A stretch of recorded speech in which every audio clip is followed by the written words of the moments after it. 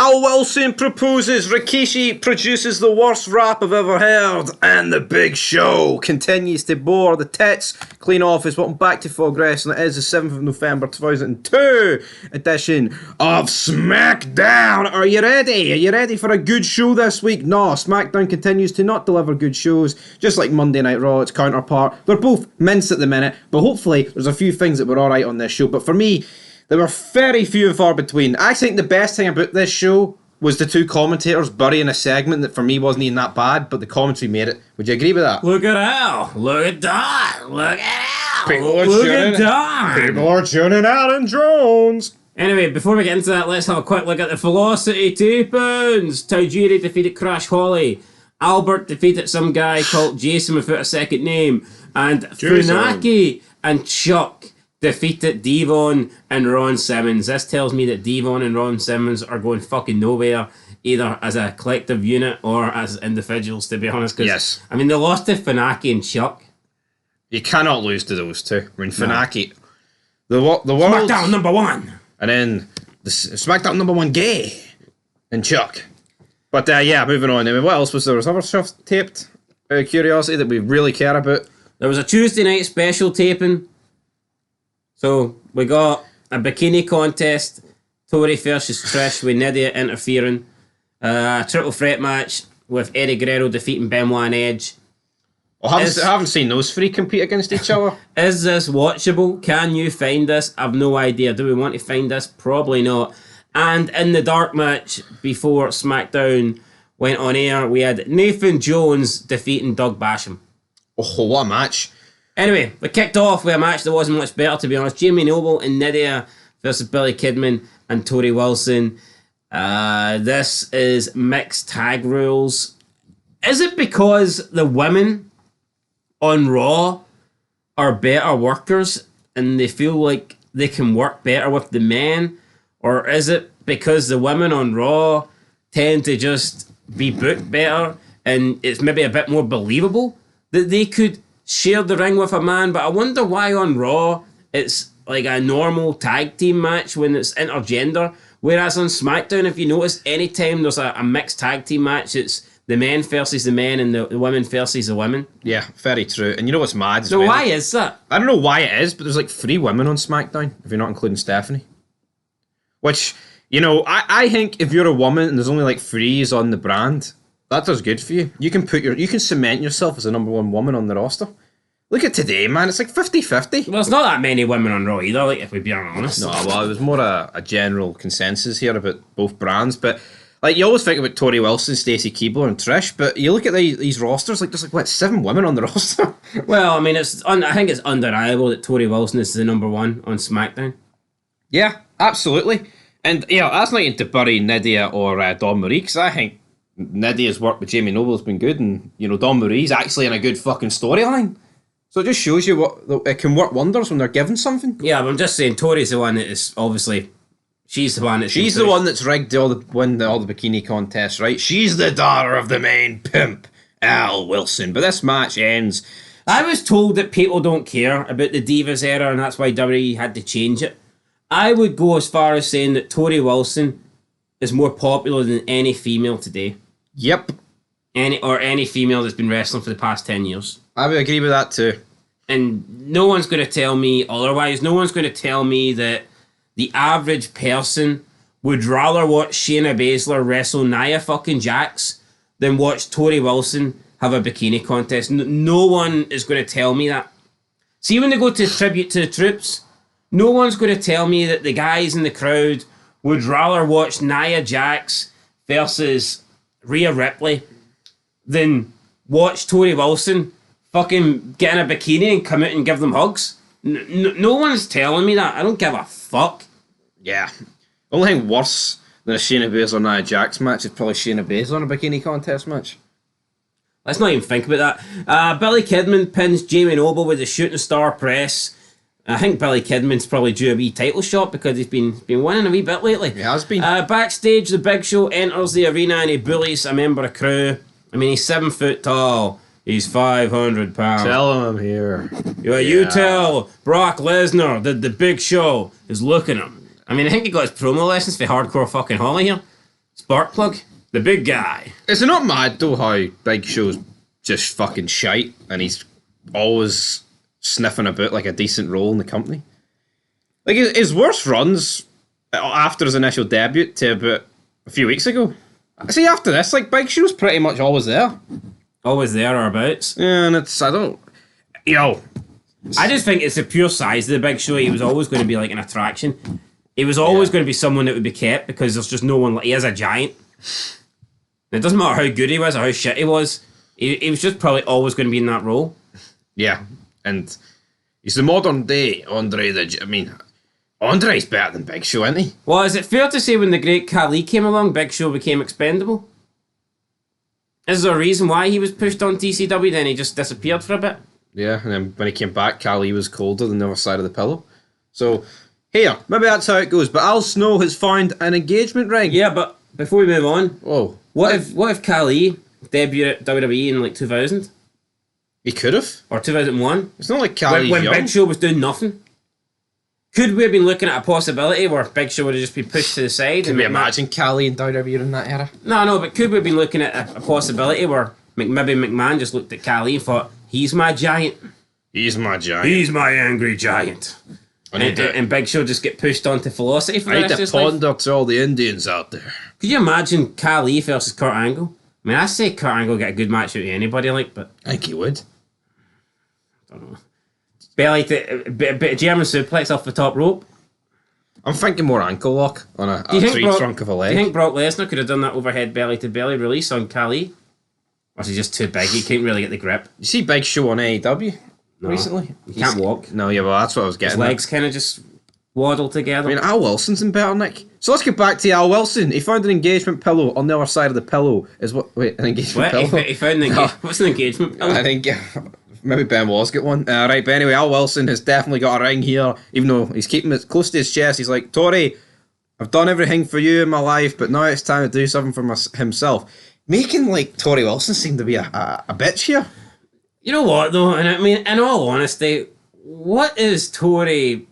I believe Al Wilson's single now. Tori Wilson's mother's passed away. Is that what they're going with? I don't think she's dead. I don't think she is. Alright, well, just split up, whatever. I think it's more of a, Don Marie's just in it to take your money, Dad. Which I think's a fair enough motive. Maybe fucking Al Wilson thinks that's a good trade. Maybe he thinks at his age, he doesn't, in his health, and with how quickly he's going to die, he doesn't really need the money. Yeah, see these situations, it's more more Tori Wilson thinking about the money he's getting hoovered out of her pocket rather than what Al wants. Let's put yourself into Al Wilson's shoes. Let's be fucking real here. Old guy, what would you rather do? Sit at home in your fucking slippers with your money saving up in the bank that you cannot take with you when you die? Or have a companion who's like half your fucking age and hot like Dawn Marie who might eat up your bank balance? He's going to take the latter, isn't he? No, but I mean, like, it's not a difficult decision here, but Tori Wilson is confused and, I mean, she doesn't like the idea of Al. Maybe she wants the money. That's what I'm saying. Maybe Tori Wilson's like, here, Dawn Marie could hoover my trust fund away from me. The trust fund. Anyway, I think Rikishi's going Al Wilson's trust fund on a pole match. I think Rikishi's going to need a trust fund or something. Money for rap skills. We need a refund for the network. You see this rap? It's probably the worst one I've ever heard. Honestly. Yeah, so we have an interview with Funaki, John Finella, Ice Cena, and Rikishi. John Cena referred to himself as John C. John C. And you can't see me. He put a promo, a rap on Rikishi. And you know what? It was okay. Was it great? No. But it was passable. See, but not the problem with raps is I think you can script them, but delivery goes a long way. I think you can come out of raps and it's like, well, there's one clear winner. I think in a promo, it's very easy to orchestrate who's the winner. I think in raps, it can go either way, and I think it went the way. Nosedived. Rikishi talking about, yeah, there's trees, there's leaves on the trees, and in the forest. I'm going to leave you. It's like, what? What the fuck? I think the ending was alright, but the start was that bad, no one cared about the ending. Aye. Like, oh, you're going to taste a bit of the quiche tonight, bitch. Your mama. He says something like that, and then he walked off, and Funaki's like, oh, who won that battle? Who won that battle? I mean, who won the battle? Fucking John C won it. But will he win the match later tonight? We'll find out. Backstage, we've got Steph McMahon and Los Guerreros. Steph is watching the videotape of... What's this fascination with the videotape? Yeah. I mean, I can understand Stephanie not really liking the fact that happened, but Bishop didn't really like you're it. watching the tape. I just don't really get it. What are they going for here? Yeah, is it like The Ring? If you watch it, you're fucked. I don't understand what's going on here. I mean, 100%, if this happened in 2023, like Stephanie would be suing Eric Bischoff here for an assault. Unlawful conduct. Thankfully, it happened in 2002 when we could actually, have interesting storylines and have cool shit. But yeah, Steph's watching the tape. Los Guerreros come in and they watch her watching the footage. Los Guerreros ask for a title shot instead of Edge and Rey. Why would they get a title shot when they've been unable to win any matches? Either way, it's a loss for us because these teams have taken on each other way too much. Steph denies the request but says she has an announcement to make this Tuesday night. I don't get it. Edge and Rey took on Guerreros for the number one. Why the hell would she just give it to the Guerreros after Edge and Rey beat the Guerreros last week? We all know our announcement Tuesday night's going to be the 2-on-2-on-2 match, right? Oh, well, let's be honest. Back then, nobody knew that. Yeah, but we know it, so let's just speak in hindsight. Yeah, but right? but can you tell me why the Guerreros are asking to be in the match instead when they lost in the number one contender? That's never happened. Yeah, it's never. What's the reasoning? No, but why? If you're Eddie, how are you spinning this? Why did they get? A cheat. Yo, but why did the Guerreros even deserve a spot at Survivor Series? Like, Angle and Benoit deserve a rematch, right? Yeah, no, I don't Spoiler. get it. So why the fuck are they inserted? Why is Stephanie making this announcement right now? Or at least she's said she's going to make the announcement, which would make you believe that Stephanie had the plan for the triple threat tornado tag match at this point. Shouldn't she have had that plan after what happened in the tag team match tonight, and then maybe after Eddie Guerrero is victorious on Tuesday in the triple threat match? I just don't understand why right now she would be awarding the Guerreros for losing. Makes no sense. But I mean, a lot of this doesn't really make much sense, to be honest. Rikishi defeats John Cena. Stinkface, Spinebuster, Bonsai Drop. Rikishi in the past couple of weeks, he's beat Cena, he's beat Matt Hardy. I'm not going to pretend that John Cena's got a lot of momentum going here, but Matt Hardy does. I don't see much point in Rikishi winning. I think Cena should win. I think Cena should win. Don't really see why. Wins are important, and right now, Cena's not getting even if Cena wins, though, in the manner that Matt Hardy's winning, it's still, I mean... Oh, yeah. Talking about... Matt Hardy and Shannon Moore, he's gave Shannon Moore a Matt Hardy version 1 t-shirt.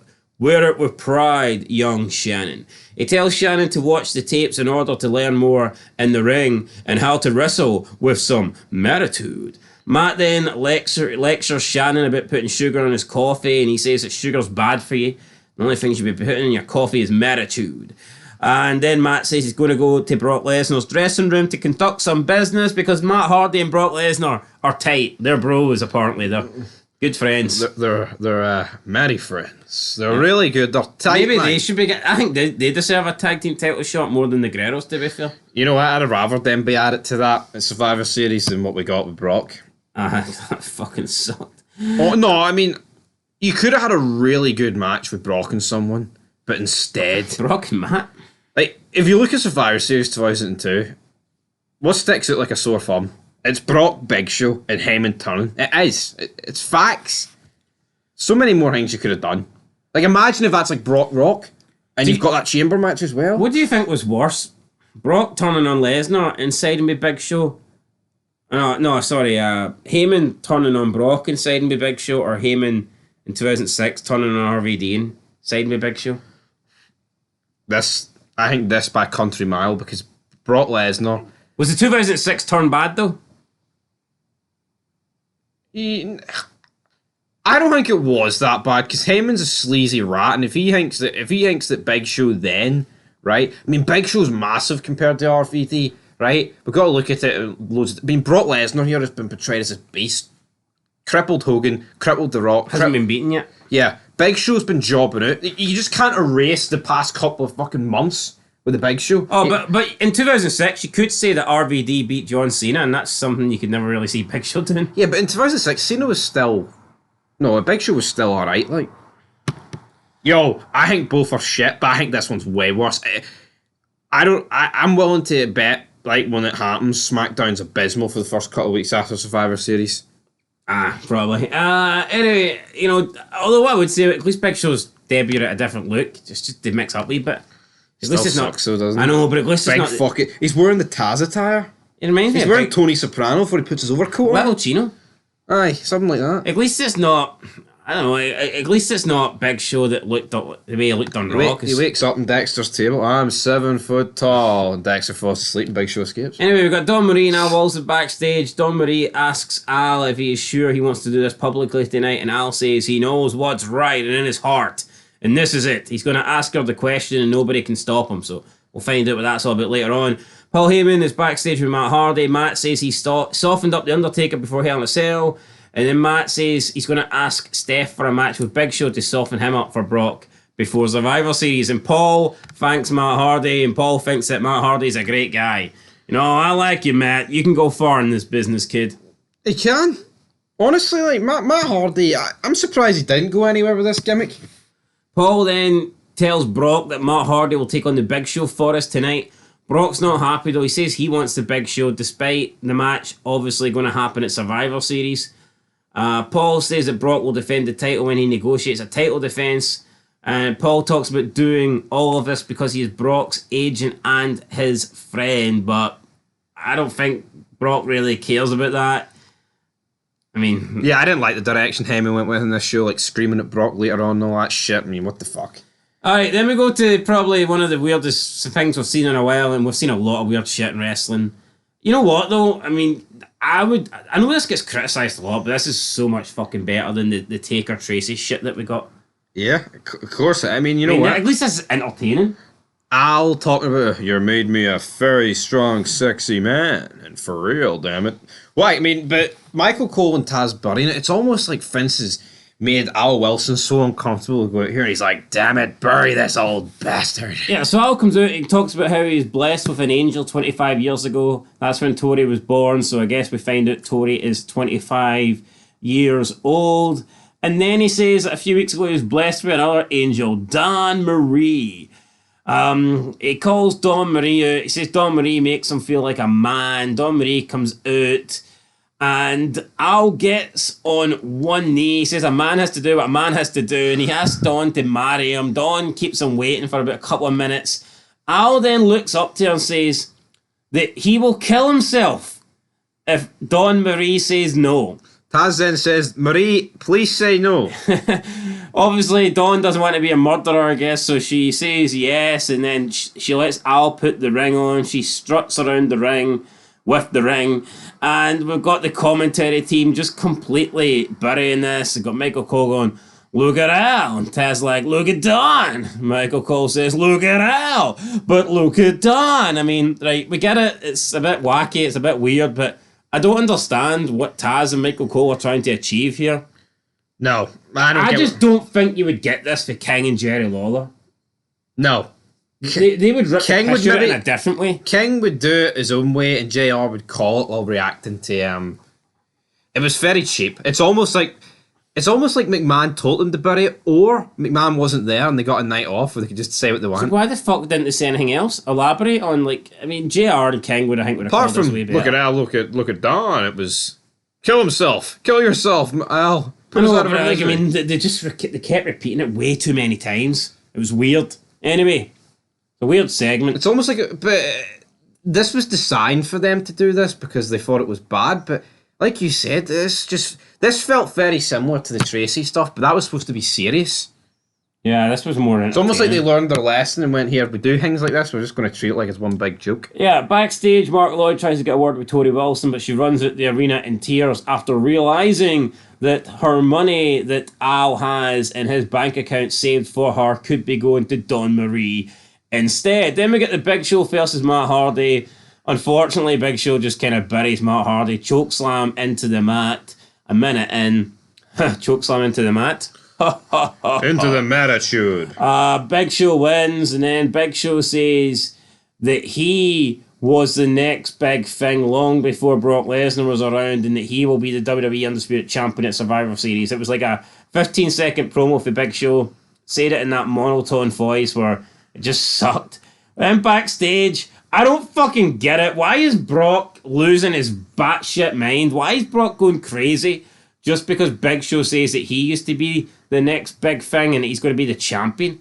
Why is Brock Lesnar losing his cool like this? Picking up a TV, smashing it on the ground. I just don't get it. You know what? Maybe looking at this, maybe you can see why Heyman chose fucking Brock.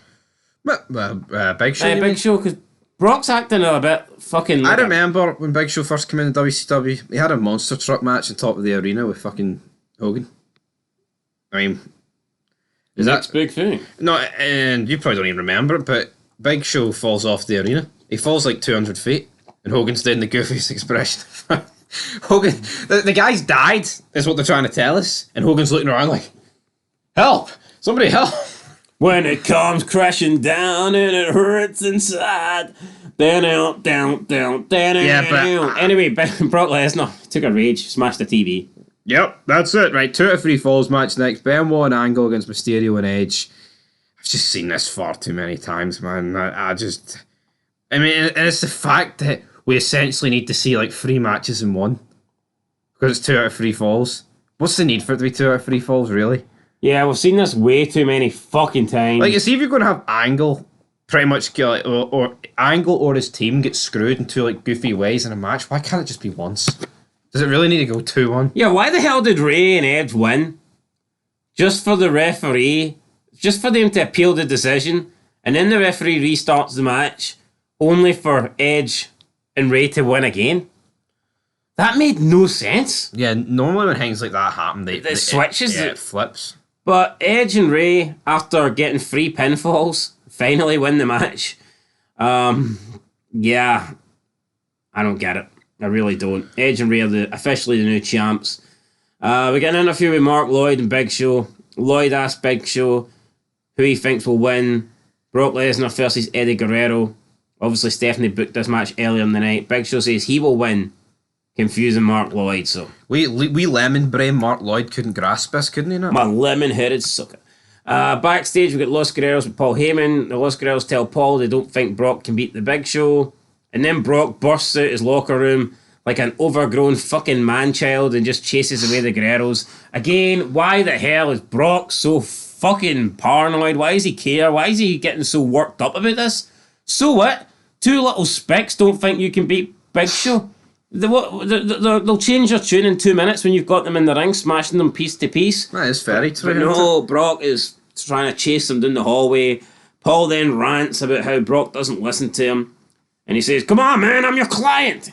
And Paul grows a set and says he's sick of this shite. And he's sick of the Big Show. He's sick of Brock Lesnar, not listening to him. Then in the non-title match, we get Brock Lesnar versus Eddie Guerrero with Chavo. I mean, Chavo tries to get himself involved, but it doesn't really work. He gets battered as well. Finally, Brock wins with an F5. After the match, Big Show ambushes Brock Lesnar on the stage. And he gets the same treatment that The Undertaker got. He gets Gorilla Press slammed off the stage. Paul Heyman comes out to check on Brock, who looks up at Big Show with horror. Big Show celebrates, I'm an angry giant. Big Show's about to shit on his face. And that's how SmackDown goes off the air. We basically, the same shit we've seen for Brock and Taker and Big Show a couple of weeks ago. Yeah, I mean, it's just pretty much carbon copy, isn't it? I mean, it's literally just copied it, but I don't know, it's just a weird SmackDown. It just feels like the same shit every week now, doesn't it? Nah, I'm giving it a 4 out of 10. I'm giving it a 4 out of 10 also. It needs, but I look at Tag match and Brock Guerrero done absolutely nothing for me. I look right at Raw. You're getting Michaels full time, like Big Papa Pump's coming back, right? Bischoff's just much better than Steph. The Rock. Yeah, and Austin. Goldberg. Right. What is SmackDown getting? Honestly, how does the SmackDown roster change from now to like a year from now even? John Cena gets elevated into the main event. Right. Angle goes for the world title, which automatically gets the thumbs up for me, and Taker will return at the Rumble, right? But see, like the next 2 months... The only months, thing I would say is, I think, the only thing what saves SmackDown in 2003 is you get a lot of McMahon. Oh, that's true. And you don't really get him that much on Raw. I pretty much don't get him on Raw. Well, you do get him with the Kane shit as well, a wee bit, but it's mainly on SmackDown you get McMahon. And for me, that'll give it an edge 100%. Yeah, and you missed out the fact that Raw's getting Evolution as well. Yeah, it's very true. And I'm actually and Unmasked Kane, which is arguably his best run. I'm just shocked at how bad the last third of this year's been. Like the last 4 months. I wouldn't say I don't think it's been bad, but I think it's been. No, I mean in average. terms of what I would expect for the drop off. Yeah, from wrestling at this point. I'm not saying it's bad, but I'm expecting it's probably going to be like a 7 out of 10 each week or something. Yeah, it's like when we started watching this. I mean, how many weeks did it go past until we dished out a 5 or a 4 out of 10? I think it was a long time. It was a few weeks, that's for and sure. even if there was one show that we didn't think was great, it would always bounce back the next week with a 7 or an 8. It's not really been happening like that lately. No, it's not been. But 4s have been bouncing back with 5s. What'd you give it? I'm giving it a 4. I'm giving it a 4. 2 4s. That does not make Same an as 8. the Grove. Yep, same as the Grove. But anyway, that's it, guys. Top 5 moments very soon. Then we've got some TNA. We've got some Scorpion Sting.